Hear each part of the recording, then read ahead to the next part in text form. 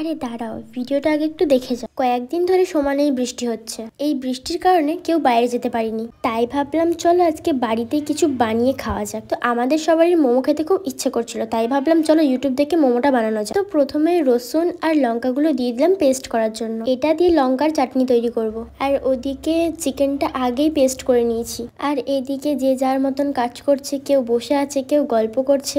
দেখো লঙ্কাগুলো পেস্ট করা হয়ে গেছে, এবার এটা একটা বাটিতে ঢেলে নেব। তারপর আদা রসুনটাকে পেস্ট করে নেব। আর এখানে আমি আগে থেকে আলুটাকে সিদ্ধ করে রেখেছিলাম, মেখে নেব এখন। আর এদিকে আটাটা মাখছে।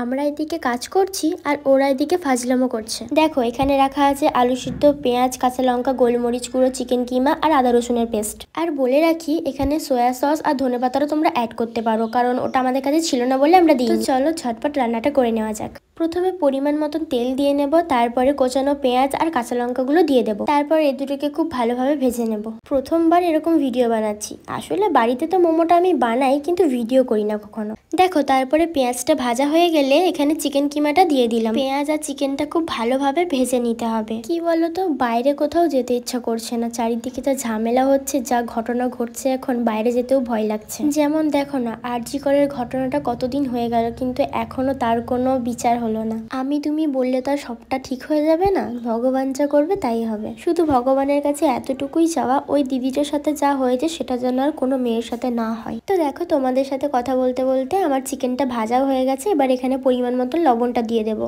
লবণটা দেওয়ার পরে আবার একটু নেড়ে চেড়ে ওই সিদ্ধ করা আলুটা এর মধ্যে দিয়ে দেবো। এই মোমোর রেসিপিটা আমি পুরো ইউটিউব দেখে থেকে করেছি, কারণ আমার নিজের কোনো অভিজ্ঞতা নেই। আমার যখন কিছু খেতে ইচ্ছা করে তখন আমি ইউটিউবটা খুলি আর সহজ সহজ রেসিপিগুলো দেখি, যেগুলো আমি বানাতে পারবো। দেখো তারপরে আলু আর চিকেনটাকে খুব ভালোভাবে মিক্স করে নিতে হবে। তারপরে দিয়ে দেবো আদা রসুনের পেস্ট। আর বলে রাখি এখানে হলুদ গুঁড়ো আর লঙ্কা গুঁড়োটাও দেওয়া হয়েছিল, কিন্তু সেই সময় ভিডিওটা করা হয়নি বলে তোমরা দেখতে পেলে না।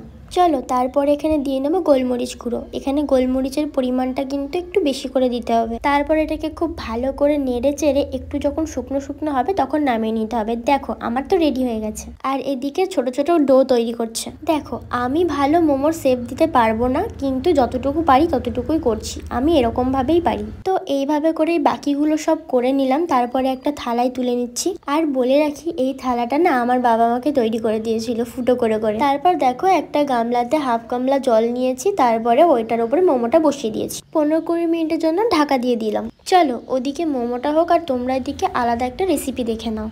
তোমরা তো সবাই হাড় ছাড়া মাংস খেয়েছো, কিন্তু কখনো কি মাংস ছাড়া হাড় খেয়েছো? হ্যাঁ গাইস, আজকে আমরা সেটাই রান্না করব।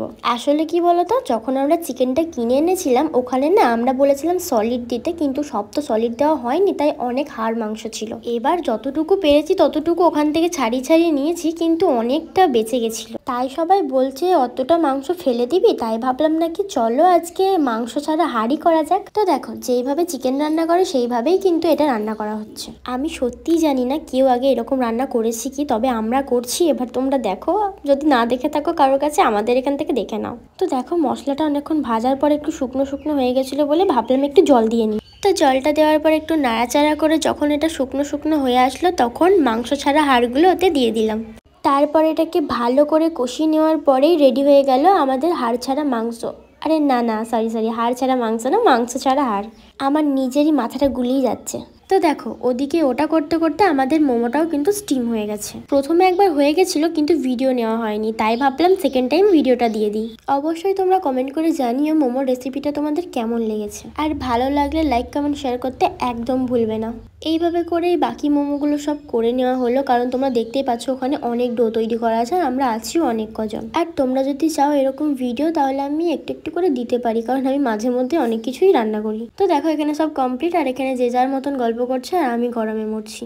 দেখো ফাইনালি সবকিছু কমপ্লিট হয়ে গেছে। এবার আমরা সবাই বসে পড়ছি খাবার জন্য, খুব খিদে পেয়েছে।